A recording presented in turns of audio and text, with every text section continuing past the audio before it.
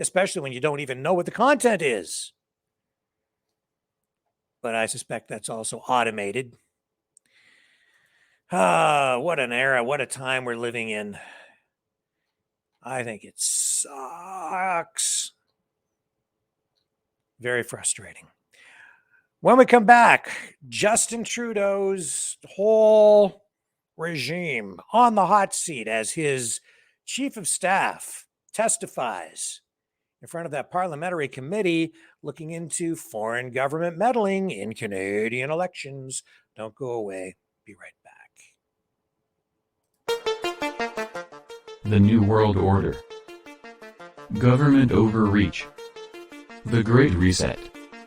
Mainstream media lies. Now more than ever, independent voices are needed. Donate now at freedomreporters.com. That's freedomreporters.com. Maverick News. The antivirus program for your mind.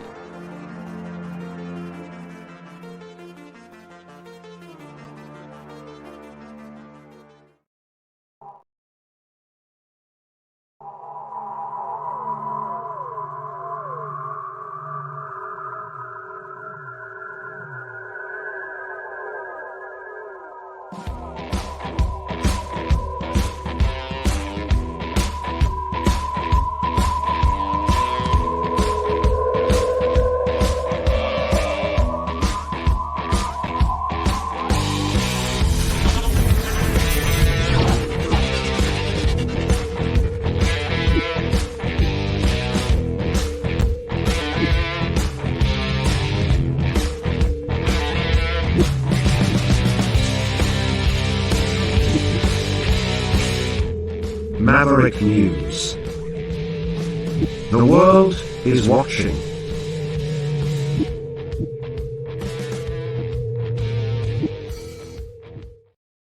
Okay, so Justin Trudeau's chief of staff, Katie Telford, took the stand at this parliamentary committee today. This was something that opposition members of parliament, a lot of people were pushing for. A lot of people wanted this to happen, and they got their wish today. So what happened? She offered some, information, but really no bombshells. Steve was on the phone with me during the day today, and he had been watching, and he offered his comments on this, but she really offered no new insights with regard to foreign interference in Canadian politics and specifically elections. So just looking through, some information here to share with you. So there were documents provided to the Procedure and House Affairs Committee, or the PROC, ahead of Telford's testimony. National Security and Intelligence Advisor Jody Thomas outlined how many times formal briefings were provided to the Prime Minister, his office, cabinet ministers, and security-cleared political party representatives, and by whom. And, the Prime Minister has really been playing coy with a lot of that, at times saying he really didn't have much information to indicate that there was any kind of a problem. And yet we're seeing now that there clearly has been concern about this and evidence of meddling, which shouldn't really come as a surprise to anyone. Of course it's happening. It's been happening for a long time. So Telford, who has been Trudeau's top aide since like 2015, was asked about the substance and nature of the briefings that she was part of, but this is all top secret information. So she's obviously going to, fall back on the default position of, well, it's all top secret. I really can't say very much. And that's exactly what she did. She cited the legal limitations she was under and spoke with extreme caution. Thought very carefully about what she was saying today, about what she and Trudeau knew, when they knew it, what they knew. So not really revealing a whole lot. And I don't think that should come as a big surprise either. I don't know really what people were expecting her to do today. The big push to get her to testify. It was like, we want Katie Telford. We want Katie Telford. Justin Trudeau's aide. She'll spill the beans. What's she going to do? Come take the stand and just, tell you all the secrets, all the national. No, she's not going to do that. And she's going to be very selective in anything she says, and she'll cite national security, and that's what she did, as I think an excuse largely to not answer a lot of the questions. And she said, I can't unfortunately speak to specifics of what the Prime Minister has or has not been briefed on in all of this. But as I said before, in taking a step back from the specifics of your question, the Prime Minister has been briefed regularly and gets information in a variety of different ways on what was happening around election interference in the last 2 elections. It's frustrating, I know, she said, for me as well, but it's for very important reasons.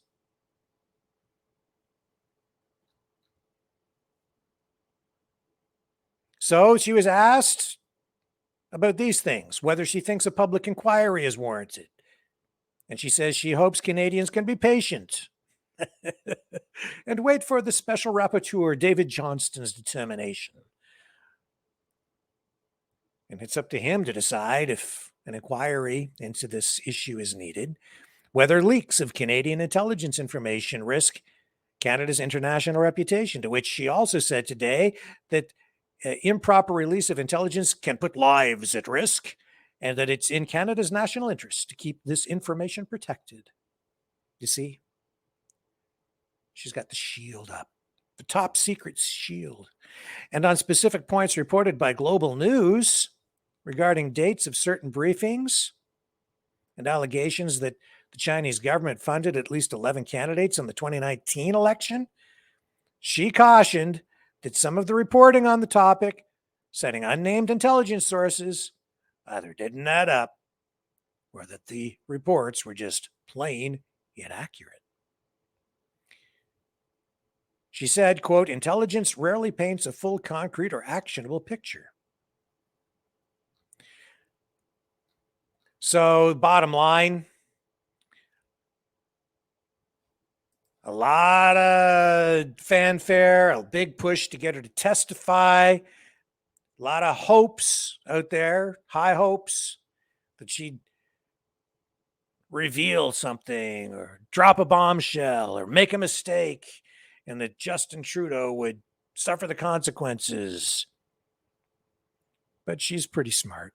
She's pretty smooth. And she held the cards pretty close to her chest. Let's let a little bit of this roll. She was up there for hours.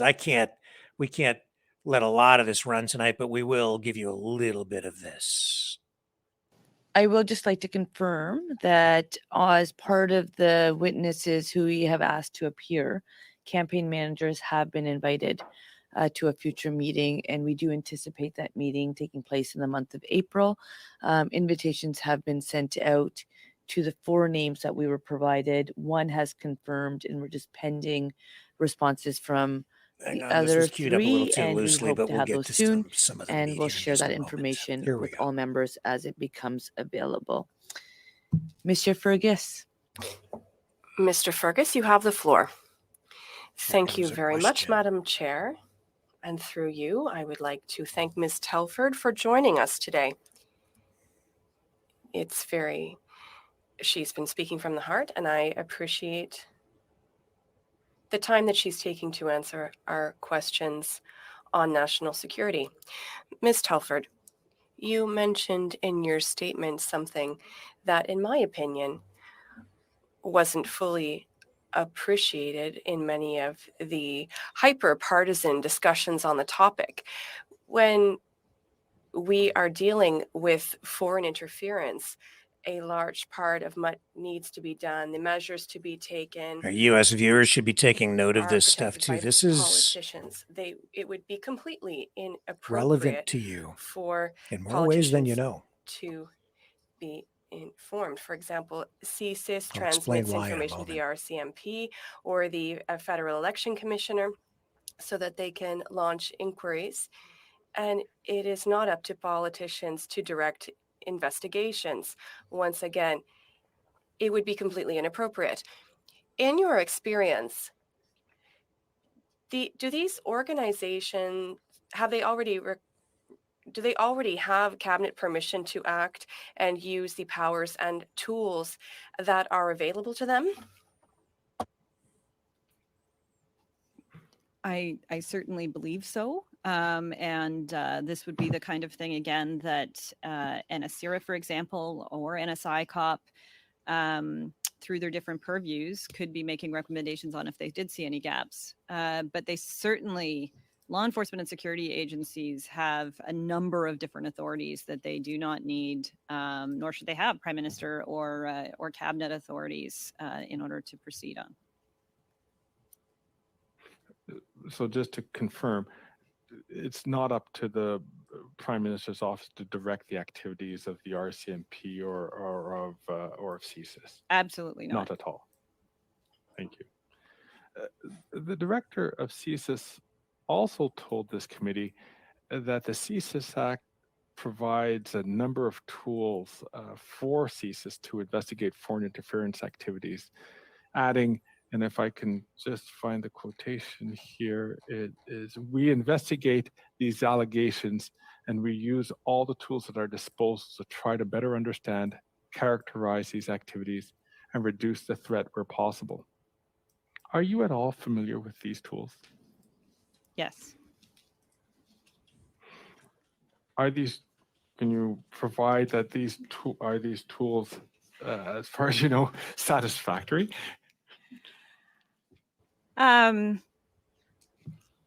Look, I think there is, we're learning quite literally every day, more and more information that is going to teach us and teach different parts of government how they can improve and what more tools they may or may not need to have. You know, these last number of months, even just in terms of trying to figure out how to communicate to the public on some of this has been an exercise for everybody in some cases in new and different ways, less so perhaps for the political side. But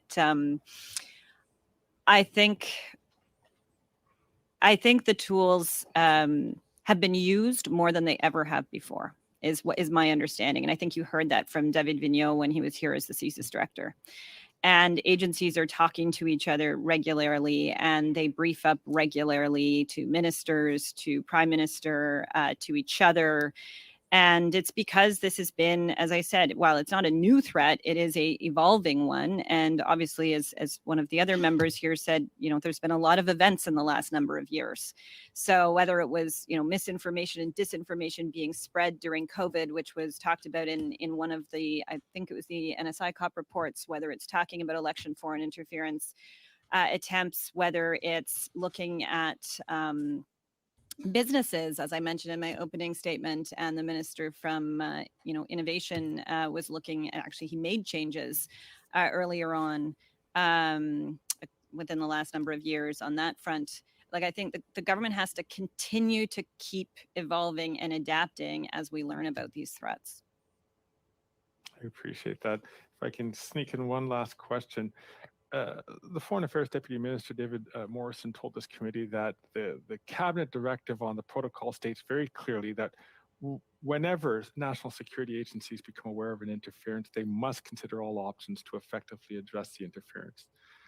So the panel is in place to ensure that there is communication with the public if there's an incident that threatens the integrity of our elections. But before that, the protocol ensures in the first instance that there's consideration of what could be done to actually address the threat. I think that's quite important. So, Mr. Do you have anything? Fergus, the question was coming. If you can ask the question so I can give a little bit of time to answer, but the beep, beep, beep's gone on. Oh, I'm sorry. Yes. Do you have anything to add, or can you provide any color on what the government was thinking when the protocol was first introduced back in 2019? So I think, you know, it was a new thing going into 2019, and there was a review done of it. The review was made public. It was also studied by NSICOP, and NSICOP determined that the site task force and protocol had fulfilled its mandate. But there were some lessons learned that came out of those reviews, and they were followed up on heading into the 2021 campaign. And now there are some further lessons learned that we've all seen in terms of the review coming out of the 2021 protocol and panel experience.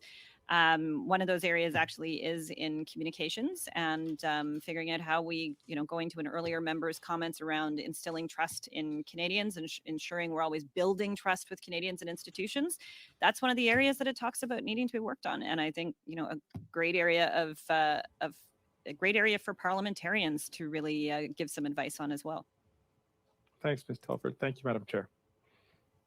Thank you. So enough of that. If you are so inclined, maybe I'll post that at some point, her whole testimony. I'm not sure. However, what was going on there today is more important than maybe people realize. And it's totally relevant to our friends in the United States. In my estimation, and I can get into this another night in specifics as to why I think that the Chinese basically went to war with us back in 2019.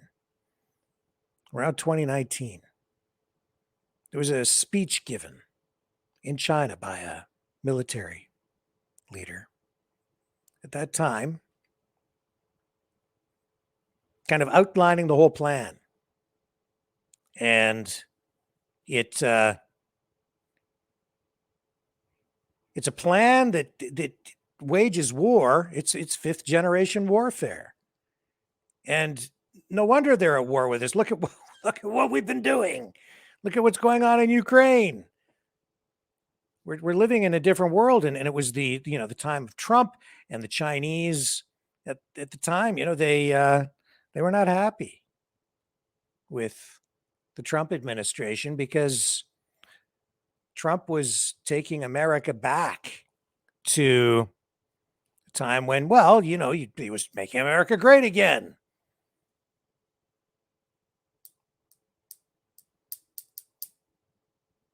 And while I personally, I don't have, many issues with China,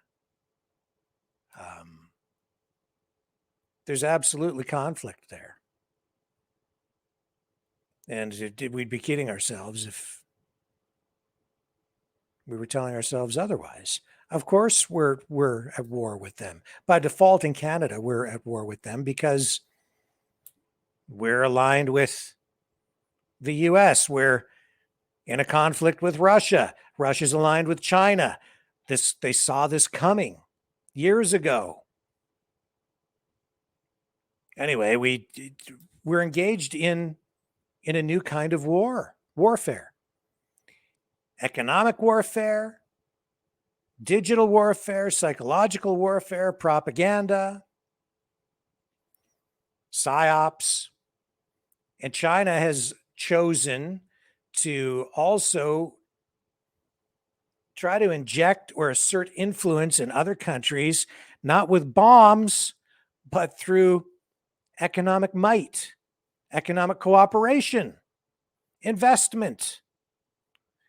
Unlike the United States, which has been weaponizing their dollar, using it as a stick to beat people, or beat nation states into submission, the Chinese have been making deals,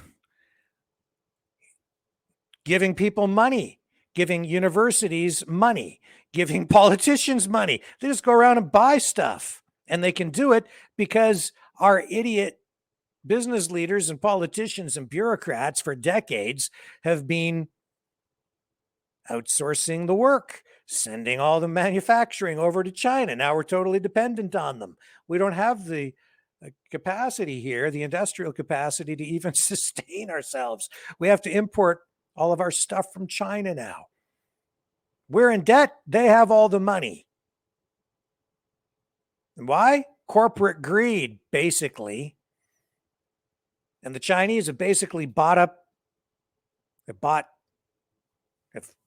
purchased influence within our big corporations, even within government. That's what's going on. If that's their kind of war, I'm more in favor of that than dropping bombs on people.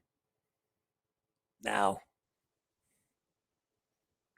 I'm not too keen on having our electoral system compromised in any way. I'd like to think that we can get back to a place where we're having free and fair elections.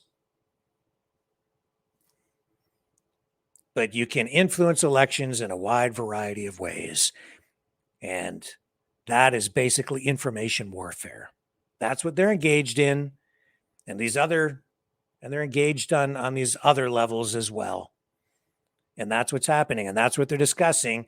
And that's why it's also totally relevant to the United States, because make no mistake, the Chinese Communist Party has its sights set on the United States and what they have to do to engage in this kind of new warfare with the United States. And Canada being so directly tied to the US, it's a big prize. It's a strategic objective for the Chinese. It's a conduit, a way for them to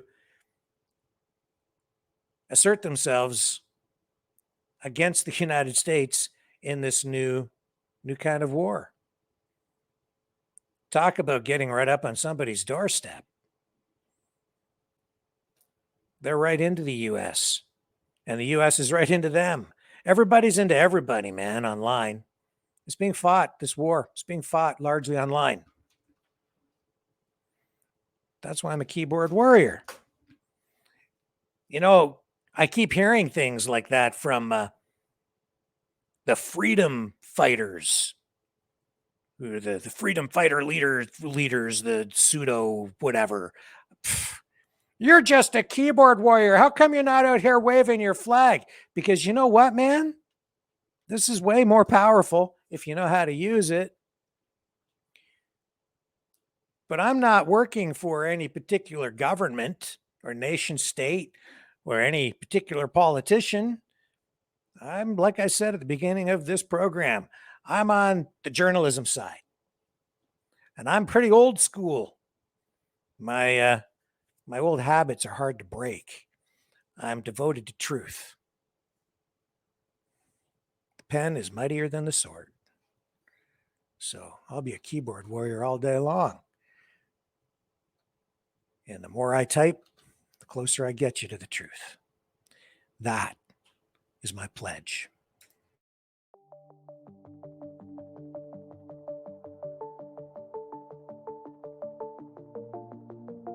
Greetings, brave Mavericks. Our quest for truth continues. We go beyond fake news. Together we expose propaganda. Together we pull others out of rabbit holes. We are maverick thinkers. We are all unique individuals, defenders of individual rights and freedoms, credible, trusted, grounded in reality. Maverick News, Maverick News. Defending free speech, free speech. Donate at freedomreporters.com. Do it now. Tomorrow may be too late. Maverick News.